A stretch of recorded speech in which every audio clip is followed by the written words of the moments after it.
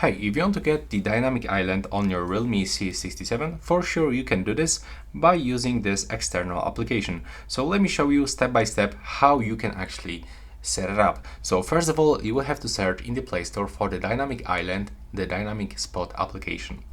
Then you will have to click install this application, and now just wait for the downloading process.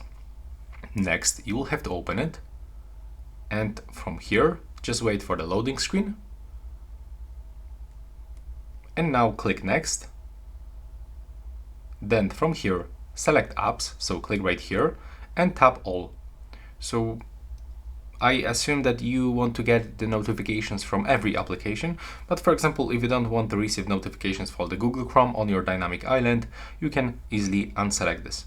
But in my case, I'm going to select everything, and then we have to go back. From here, we have to get the notification access. So from this screen, select the dynamic spot. Click on the switcher and tap allow. Then select to draw on the screen. So click allow. Now just repeat if it doesn't work. Click next. And from here, select downloaded apps and tap on the dynamic spot and select both permissions. Then click done.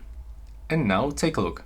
When you receive the notification, like this, it will pop in this place and you will be able to use your dynamic island. That's quite simple. From here you can also find some settings that you can customize, so you can show it in the landscape mode. Even when you rotate your phone, you can show it always. You can get this after this time, so that's the automatic hide. So for example, after 5 seconds it will be turned off. So take a look.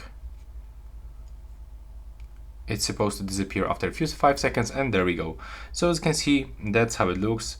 That's a lot of functions that you can actually personalize right here. I hope that you will enjoy this short tutorial how to use the dynamic island on the Realme C67, and that's all right now. Please subscribe to my channel. Bye bye.